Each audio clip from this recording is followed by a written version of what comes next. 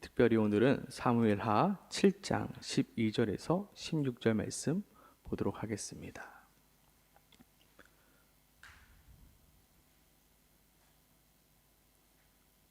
네, 함께 읽도록 하겠습니다. 내 수완이 차서 내 조상들과 함께 누울 때 내가 내 몸에서 내 씨를 내 뒤에 세워 그의 나라를 견고하게 하리라. 그는 내 이름을 위하여 집을 건축할 것이요 나는 그의 나라 왕위를 영원히 견고하게 하리라. 나는 그에게 아버지가 되고 그는 내게 아들이 되리니 그가 만일 죄를 범하면 내가 사람의 매와 인생의 채찍으로 징계하려니와 내가 내 앞에서 물러나게 한 사울에게서 내 은총을 빼앗은 것처럼 그에게서 빼앗지는 아니하리라. 내 집과 내 나라가 내 앞에서 영원히 보존되고 내 왕위가 영원히 견고하리라 하셨다 하라. 아멘. 어제 1대1 훈련을 하는데 한 청년이 저에게 이런 말을 하는 겁니다. 목사님, 요즘 제가 큐티를 하는데 솔로몬을 볼 때마다 너무나도 화가 난다는 것입니다. 도저히 솔로몬을 이해할 수 없다는 것입니다. 아니, 어떻게 솔로몬이 하나님을 배신할 수 있습니까? 그가 하나님께 지혜도 받았고 그가 하나님께 부귀영화도 받았는데 어떻게 하나님을 배반하고 그렇게 우상을 섬길 수 있겠습니까? 라고 도저히 그 솔로몬이 이해되지 않는다라고 이야기하고 있는 것입니다. 저는 그 청년의 마음을 100% 공감하였습니다. 어떻게 솔로몬은 하나님을 버리고 다른 신을 섬길 수 있을까? 왜냐하면 저도 똑같이 그런 생각을 예전에 하였기 때문입니다. 어떻게 하나님께서 지혜도 주시고 다른 사람들이 갖지 못할 그 금과 은과 그 명예를 받았음에도 불구하고 어떻게 솔로몬은 하나님을 버릴 수 있을까? 우리는 쉽게 생각합니다. 솔로몬이 하나님께 은혜를 받았으니 솔로몬은 당연히 하나님만 바라보며 살아야지. 그러면서 나에게도 솔로몬과 같은 지혜와 부귀영화를 주신다면 나 또한 다른 것을 바라보지 않고 정말로 열심히 신앙생활 할 텐데라고 생각을 합니다. 과연 정말 그럴까요? 정말로 하나님께서 나에게 솔로몬과 같은 지혜를 주시고 솔로몬과 같은 부귀영화를 주신다면 나는 100% 하나님께만 헌신하며 하나님을 위해서만 살까요? 만약에 한번 상상해 봤습니다. 오늘 밤 제가 꿈을 꿉니다. 근데 하나님께서 저에게 로또 번호를 가르쳐 주십니다. 그리고 그 로또를 번호대로 쓴 다음에 그 로또가 당첨되었습니다. 당첨금을 받자마자 제가 무엇을 할까요? 오늘 어떤 사이트를 보니까 시드니 유람선 4박 5일 800달러 뭐 이런 것들이 있더라고요. 그거 먼저 끊지 않을까요? 그거 먼저 제가 가지 않을까요? 나 또한 마찬가지겠구나. 하나님께서 나에게 지혜를 주시고 하나님께 나에게 물질을 주면 나조차도 그럴 수밖에 없겠구나라는 생각이 하게 됩니다. 어쩌면 우리는 계속해서 솔로몬의 이야기 속에서 하나님이 우리에게 주시는 메시지는 솔로몬이 유혹에 넘어가 죄를 지었느냐 짓지 아니하였느냐가 또한 솔로몬이 하나님을 버렸느냐 아니면 버리지 않았느냐의 문제가 아니라는 사실입니다. 솔로몬의 이야기를 계속해서 읽으면 읽을수록 하나님이 우리에게 주시는 메시지는 바로 이것입니다. 아무리 지혜가 많은 왕이라도 아무리 많은 것을 가진 왕도 어쩔 수 없는 무엇이라고요? 죄인이라는 사실을 우리들에게 보여주고 있는 것입니다. 마치 오늘 솔로몬의 이야기는 의인은 없나니 하나도 없으며 깨닫는 자도 없다라는 말씀의 표본으로 보여주고 있는 모습입니다. 아무리 솔로몬이 세상에 많은 부를 가졌음에도 어쩔 수 없는 죄인이기에 하나님을 버렸고 그가 아무리 많은 돈과 명예를 더 이상 가질 것이 없을 정도로 가졌음에도 불구하고 그가 하나님을 버리는 모습을 보여주면서 우리 또한 넘어질 수밖에 없는 연약한 죄인임을 보여주고 있는 것입니다.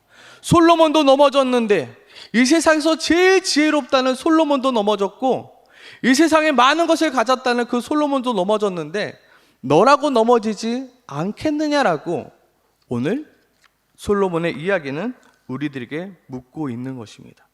신앙생활에서 가장 중요한 것은 무엇입니까? 내가 얼마나 거룩하게 살았느냐입니까? 내가 얼마나 많은 경건 훈련을 받았느냐입니까? 내가 얼마나 죄인인지를 깨닫느냐가 우리의 신앙에서 가장 중요한 것입니다. 신앙의 깊이는 신앙의 연수에 따라 깊어지는 것이 아닙니다. 내가 얼마나 많은 훈련을 받았느냐에 따라 깊어지는 것이 아닙니다. 신앙의 깊이는 내가 얼마나 죄인인지를 깨닫느냐에 따라서 달라지는 것입니다. 저는 모태 신앙입니다. 저는 초등학교 때부터 새벽 기도를 다녔습니다.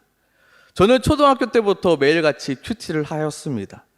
아버지는 저에게 현재야 성경책 좀 그만 봐.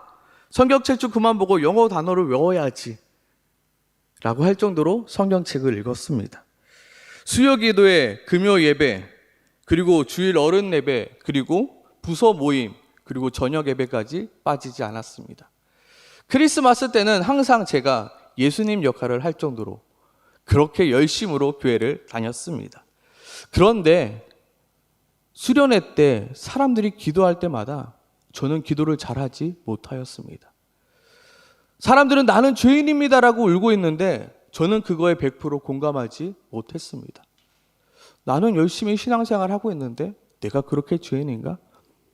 나는 기도도 열심히 하고 나는 그렇게 나쁜 짓도 안 하는데 네가 그렇게 죄인인가?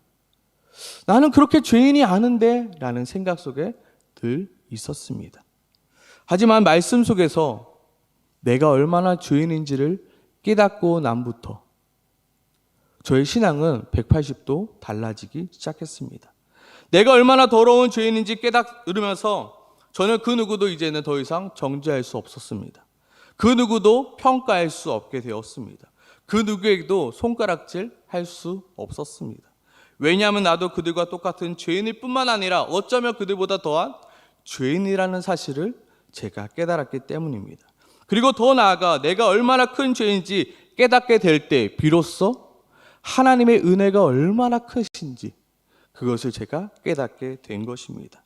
많은 사람들은 구원에 대해서 당연하다 생각합니다. 내가 교회를 다녔으니, 내가 신앙생활을 했으니, 내가 그래도 착하게 살았으니, 그래도 내가 예수를 믿고 있으니 내가 구원받는 것은 당연하다 생각합니다. 하지만 내가 얼마나 죄인인지를 깊게 깨닫고 나서는 그것이 결코 당연한 것이 아님을 우리는 고백할 수 있게 됩니다. 어떻게 이런 이 죄인이 예수를 믿을 수 있게 됐지? 어떻게 이 죄인이 하나님 앞에 나아갈 수 있게 됐지? 어떻게 이 죄인이, 죽을 수밖에 없는 죄인이 어떻게 하나님 앞에 나아가 하나님을 찬양할 수 있지? 이것을 은혜로밖에 설명할 수 없는 것입니다. 우리는 오늘 솔로몬의 이야기와 이 르호보암의 이야기 속에서 그들이 얼마나 죄를 지었는가, 그들이 얼마나 심각한 죄를 지었느냐에 초점 맞추기보다는 우리는 그 안에서 하나님의 은혜를 발견하는데 좀 집중해 볼 필요가 있다는 것입니다. 저는 제발 우리의 신앙이 다른 사람을 정죄하고 판단하고 심판하는 것에 세월을 낭비하기보다는 하나님이 나에게 허락하신, 우리에게 허락하신 그 은혜를 누릴 줄 아는 신앙생활이 되길 소망합니다. 어쩌면 솔로몬의 이야기 속에서 솔로몬이 하나님을 떠나 우상을 섬겼다는 것은 우리가 모두 죄인임을 인정할 때 어쩌면 당연한 모습인 것입니다. 솔로몬이 우상을 섬겼대, 이것은 이상한 이야기가 아니라 어쩌면 죄인으로서 당연한 모습이라는 것입니다. 그렇다면 솔로몬의 이야기 속에서 전혀 당연하지 않은 이야기는 무엇일까요? 솔로몬의 이야기 속에서 조금은 어색한 부분은 무엇일까요? 우리는 그것을 찾아낼 줄 알아야 하는 것입니다. 그것이 바로 열왕기상, 우리 큐티 본문인데요. 열왕기상 11장 9절에서 13절 말씀입니다. 우리 한번 찾아볼까요?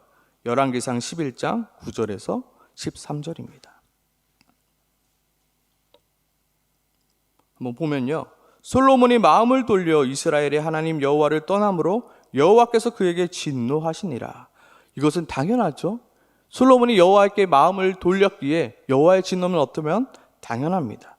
여호와께서 일찍이 2번이나 그에게 나타나셨고 이 일에 대하여 명령하사 다른 신을 따르지 말라 하셨으나 그가 여호와의 명령을 지키지 않았으므로 여호와께서 솔로몬에게 말씀하시되 내게 이러한 일이 있었고 또 내가 내 언약과 내가 내게 명령한 법도를 지키지 아니하였으니 내가 반드시 이 날을 내게서 빼앗아 내 신하에게 주리라. 여기까지는 어떻게 보면 너무나도 당연한 이야기입니다. 솔로몬이 죄를 지었기 때문에 하나님의 심판을 받는 것, 그리고 솔로몬의 그 나라가 전부 빼앗기게 되는 것은 어쩌면 당연한 이야기입니다. 근데 조금 어색하고 이상하고 조금은 당연하지 않은 이야기가 바로 12절부터 나오는 이야기입니다. 12절이죠. 그러나 내 아버지 다윗을 위하여 내 세대에는 이 일을 행하지 아니하고 내 아들의 손에서 빼앗으려니와 오직 내가 이 나라를 다 빼앗지 아니하고 내 종 다윗과 내가 택한 예루살렘을 위하여 한 지파를 내 아들에게 주리라 하셨더라. 우리는 여기서 굉장한 어색함을, 이상함을, 당연하지 않은 것을 발견할 수 있어야 하는 것입니다. 왜 하나님은 솔로몬이 하나님을 떠났음에도 불구하고 왜 하나님은 솔로몬을 떠나지 아니하였는가? 왜 솔로몬은 하나님을 떠났는가에 우리가 집중하는 것이 아니라 왜 솔로몬이 하나님을 떠났음에도 불구하고 하나님은 솔로몬을 떠나지 아니하셨는가? 그것은 무엇으로 알 수 있습니까? 전부 다 가져가시는 것이 아니라 하나님께서 그 2지파를 남겨두셨다는 것. 되게 이상하지 않습니까? 가져가실 거면 전부 다 가져가셔야지. 근데 하나님께서는 2지파를 솔로몬을 위해서, 다윗을 위하여, 그 아들을 위해서 남겨주고 계신 것입니다. 솔로몬이 하나님을 떠났음에도 불구하고 하나님도 솔로몬을 떠나는 것이 당연함에도 불구하고 그리고 솔로몬에게서 모든 것을 빼앗으시는 것이 당연함에도 불구하고 하나님은 그렇게 하지 아니하셨습니다. 우리는 이것을 가리켜 하나님의 은혜라 말하는 것입니다. 우리는 이 이야기 속에서 하나님의 은혜를 발견할 수 있어야 하는 것입니다. 이상하잖아요. 솔로몬이 하나님을 떠났으면 하나님도 솔로몬을 떠나는 것이 마찬가지인데 빼앗아 갈 거면 다 빼앗아 가야 되는데 하나님께서 2지파를 남겨두셨다는 것. 더 나아가서 요즘 큐티의 내용인 르호보암 왕의 이 일입니다. 솔로몬이 죽자 백성들이 여로보암과 함께 르호보암 앞에 나옵니다. 그리고 르호보암 왕에게 이렇게 말합니다. 왕의 아버지가 우리의 멍에를 무겁게 하였으나 왕은 이제 왕의 아버지가 우리에게 시킨 고역과 매운 무거운 멍에를 가볍게 하소서. 그리하시면 우리가 왕을 섬기겠나이다. 그러자 르호보암은 어떻게 합니까? 내가 3일간 생각해 볼게. 그리고 이야기해 줄게. 그리고 이제는 아버지와 함께 했던 노인에게 의논하고 묻습니다. 그리고 그들이 르호보암에게 이렇게 말하죠. 백성을 섬기는 자가 되어 그들을 섬기고 좋은 말로 대답하여 이르라 라고 말합니다. 하지만 르호보암의 귀에는 그것은 자기가 듣기에 좋지 않았습니다. 그래서 어떻게 하나요? 자기와 함께 자란 자신의 친구들에게 묻습니다. 그러자 그들은 이렇게 대답하죠. 내 새끼손가락이 내 아버지의 허리보다 굵으니 내 아버지께서 너희에게 무거운 멍에를 매게 하였으나 이제 나는 너희에게 멍에를 더욱 무겁게 할지라.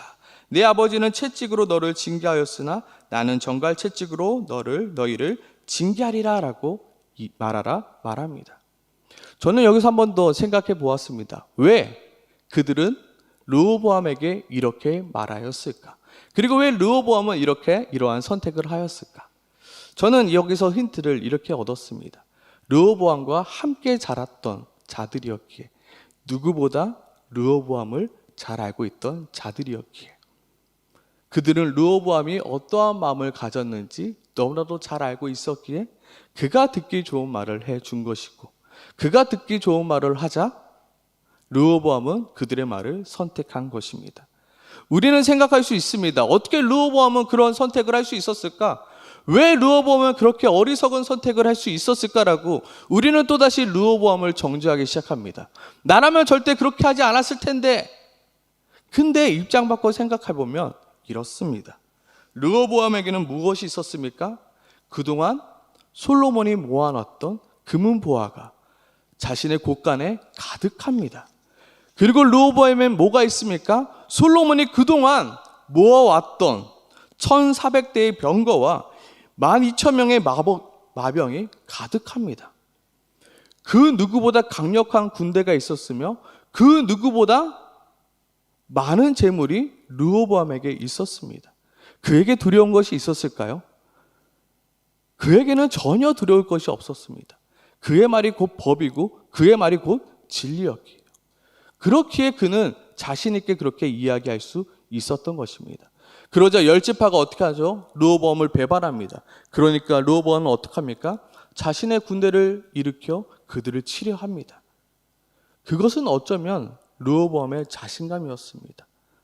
너희들이 나를 배반해? 나는 너희를 칠 수 있는 능력이 있어를 보여주는 것입니다. 그러나 결국 어떻게 하나요? 르호보암의 선택과 결정 또한 하나님이 보시기에 잘못된 선택이며 결정이었기에 하나님께서는 르호보암으로부터 그 열지파를 빼앗아 여로보암에게 주고 말았습니다. 우리는 여기서 또한 집중해 볼 것은 무엇입니까? 그럼에도 불구하고 르호보암이 어리석은 선택을 했음에도 불구하고 하나님께서 그 르호보암에게 어떻게 하셨어요? 그 두 지파를 남겨주셨다는 거예요. 되게 이상하지 않습니까? 빼앗아 가실 거면 다 빼앗아 가시지 하나님께서는 그에게 그 지파를 남겨주시고 그 왕위를 계속해서 허락해 주셨습니다. 우리는 이곳에서 하나님의 은혜를 발견할 수 있어야 하는 것입니다. 계속해서 우리는 여기서 솔로몬과 그의 아들 르호보암에게 이 특별한 은혜를 허락하고 계시는 그 하나님을 우리는 발견할 수 있어야 하는 것입니다. 계속해서 솔로몬은 뭐 했대? 르호보암은 뭐 했대? 왜 이렇게 잘못했어? 우리는 지적하고 판단하고 정죄하고 우리가 뭐가 다르겠습니까? 똑같은 죄인이라는 것을 우리 성경은 우리에게 가르쳐주고 있는 것입니다. 그러면서 한 발 더 우리가 나아가서 볼 것은 그럼에도 불구하고 그것 가운데서 하나님께서 우리에게 주시는 은혜를 발견할 수 있어야 하는 것입니다. 하나님은 왜 아주 심판할 수 있었음에도 불구하고 하나님은 왜 아주 빼앗을 수 있었음에도 불구하고 하나님은 왜 아주 버릴 수 있었음에도 불구하고 왜 계속해서 그들을 아주 심판하지 아니하시고 아주 빼앗지는 아니하시며 아주 버리시지는 아니하고 있는 것일까요? 그 이유는 바로 오늘 본문에서 읽었던 하나님의 약속 때문입니다. 솔로몬과 그의 아들 르호보암이 그의 약속 안에 있었기 때문입니다. 어떠한 약속입니까? 오늘 읽었던 본문의 약속입니다. 오늘 본문 말씀을 다시 한번 읽어보도록 하겠습니다. 같이 한번 띄워주시면 읽어보겠습니다. 내 수완이 차서 내 조상들과 함께 누울 때 내가 내 몸에서 내 씨를 내 뒤에 세워 그의 나라를 견고하게 하리라. 그는 내 이름을 위하여 집을 건축할 것이요 나는 그의 나라 왕위를 영원히 견고하게 하리라. 나는 그에게 아버지가 되고 그는 내게 아들이 되리니 그가 만일 죄를 범하면 내가 사람의 매와 인생의 채찍으로 징계하려니와 그러나 뭐예요? 내가 내 앞에서 물러가게 한 사울에게서 내 은총을 빼앗은 것처럼 그에게서 빼앗지는 아니하리라. 내 집과 내 나라가 내 앞에서 영원히 보존되고 내 왕위가 영원히 견고하리라 하셨다. 이 약속으로 말미암아 이 약속이 있었기 때문에 이 약속 안에 누가요? 솔로몬이 있었기에 르호보암이 있었기에 그들은 아주 망하지 않았고 아주 빼앗기지 아니하고 아주 버림받지 않을 수 있었던 것입니다. 솔로몬이 하나님을 버리고 우상을 숭배할 때에도 그리고 그의 아들 르호보암이 교만한 마음으로 잘못된 선택을 했을 때에도 그들이 아주 망하지 않을 수 있었던 이유는 그들이 다윗과 함께한 하나님의 그 약속 안에 그들이 있었기 때문입니다. 성경은 우리들에게 이렇게 말합니다. 여호와께서 사람의 걸음을 정하고 그의 길을 기뻐하시나니 그는 넘어지나 아주 엎드러지지 아니함은 여호와께서 그의 손으로 붙드심이로다. 우리는 죄인이라 넘어질 수 있습니다. 어쩌면 넘어지는 것이 당연합니다. 우리는 죄인이라서 넘어지는 것이 우리의 일상입니다. 그러나 우리가 아주 엎드려지지 않는 이유는 무엇입니까? 그것은 우리의 열심과 우리의 노력과 우리의 특별함이 아니라 우리가 하나님의 약속 안에 있기 때문임을 우리는 항상 기억해야 하는 것입니다. 그 약속은 어떠한 약속입니까? 우리가 너무나도 사랑하는 로마서 8장 속에 나타난 약속인데요. 내가 확신하노니 사망이나 생명이나 천사들이나 권세자들이나 현재이나 장래이나 능력이나 높음이나 깊음이나 다른 어떤 피조물이라도 우리를 우리 주 그리스도 예수 안에 있는 하나님의 사랑에서 끊을 수 없다라는 그 약속 때문입니다. 그 누구도 하나님에서 그 사랑에서 우리를 끊을 수 없다는 그 약속으로 말미암아 우리가 여전히 죄악에서 넘어지지만, 우리가 여전히 실패하지만 아주 넘어지지 않는 것입니다. 더 나아가서 무엇입니까? 또 미리 정하신 그들을 또한 부르시고, 부르신 그들을 또한 의롭다 하시고, 의롭다 하신 그들을 또한 영화롭게 하시겠다라는 그 하나님의 약속 때문입니다. 우리는 어디 안에 있는 자들입니까? 하나님의 약속 안에 있는 자들입니다. 우리가 망하지 않는 이유는, 우리가 아주 엎드러지지 않는 이유는, 우리가 여전히 죄인이지만, 우리가 여전히 죄의 유혹 가운데 있지만, 그럼에도 불구하고 우리가 다시금 일어설 수 있는 이유는 바로 우리가 하나님의 약속 안에 있다는 사실 때문입니다. 솔로몬과 르호보암 이야기 속에서 우리가 무엇을 찾아야 하겠습니까? 그 하나님의 약속 안에 흐르는 하나님의 열심을 바라볼 수 있어야 하는 것입니다. 그럼에도 불구하고 아주 버리지 아니하시는, 끝까지 그들의 손을 놓지 아니하시는 그 하나님, 그럼에도 불구하고 하나님께서 그 두 지파를 남겨주시고 그들의 왕위를 계속해서 이어가시는 그 하나님, 무엇 때문에요? 솔로몬이 좀 특별해서요? 르호보암이 좀 특별해서요? 아니요. 그 다윗과 맺으신 그 하나님의 약속을 이뤄가시기 위함임을 우리는 알아야 합니다. 예전에 저는 하나님을 매우 두려워했던 신앙을 가졌습니다. 혹시나 내가 잘못해서 하나님의 심판이 나에게 임하면 어떡하지? 라는 생각이 저에게 많았습니다. 특히나 저희 아버지는 사업을 하셨기 때문에 혹시 내가 하나님께 잘못하면 하나님이 우리 아버지 사업을 어렵게 하시진 않을까라는 두려움에 많이 있었습니다. 그리고 아버지의 사업이 조금이라도 어려워지면 항상 하나님, 제가 뭐 잘못한 거 있나요? 내가 뭘 잘못했나? 다시 저를 돌아보는 그러한 두려움 속에서 살았습니다. 그래서 어쩌면 저의 신앙생활은 의무였습니다. 그리고 책임이었습니다. 그리고 무거운 짐만 같았습니다. 왜요? 하나님께 벌받지 않기 위해서. 하나님께서 혹시 나를 혼내시면 어떡할까라는 그 두려움에서 신앙생활 하였습니다. 물론 그 어려움들이 하나님의 채찍임에 하나님의 심판일 수 있습니다. 그러나 그것에만 나의 신앙이 멈췄다라면 우리의 신앙은 성장할 수 없습니다. 우리가 바라봐야 될 것은 무엇입니까? 하나님의 심판 속에서도 여전히 존재하시는 그 하나님의 은혜라는 것입니다. 하나님께서 나를 결코 놓지 아니하시는 하나님의 은혜. 내가 설령 죄인 되었을 때에도, 하나님과 원수 되었을지라도 하나님께서 여전히 나를 사랑하사 나에게 베풀어 주시는 그 은혜를, 그 약속을 우리는 기억해야 하는 것입니다. 예전에 한국 교회의 문제들을 너무나도 지적하는 책들이 너무나도 많이 나왔습니다. 미투 운동부터 시작해서 목회자의 잘못된 이야기들, 너무나도 한국 교회가 곧 망할 것처럼 많은 책들이 쏟아져 나왔습니다. 그래서 저도 그때 당시 한국 교회 이러다 망하는 거 아니야? 하나님께서 이 한국 교회를 멸하는 거 아니야? 너무나도 부정적인 이야기가 나오니까요. 그런데 그런 책들 속에서 이러한 책 제목을 보았습니다. 그것은 바로 그래도 교회가 희망이다 라는 책임이었습니다. 물론 교회의 부도덕함 때문에 교회가 손가락질 당하고 교회가 어려움을 당할 수 있지만, 그럼에도 그 안에 하나님의 약속이 있고 하나님의 은혜가 있다는 것입니다. 망해가는 그 교회 가운데서도 여전히 거룩함을 지켜가는 교회가 있으면 목회자가 있다는 것입니다. 모두가 손가락질하는 그 가운데서도 하나님의 마음을 시원케 하는 교회와 목회자가 있다는 것입니다.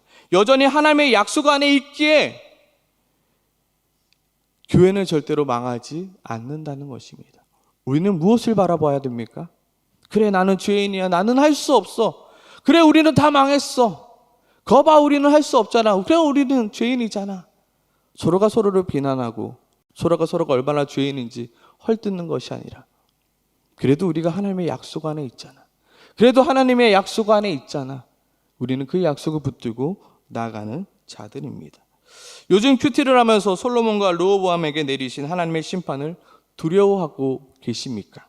아니면 그럼에도 불구하고 솔로몬과 르호보암에게 그 두 지파 땅을 남겨두신 그 은혜 가운데 감격하며 살아가고 계십니까?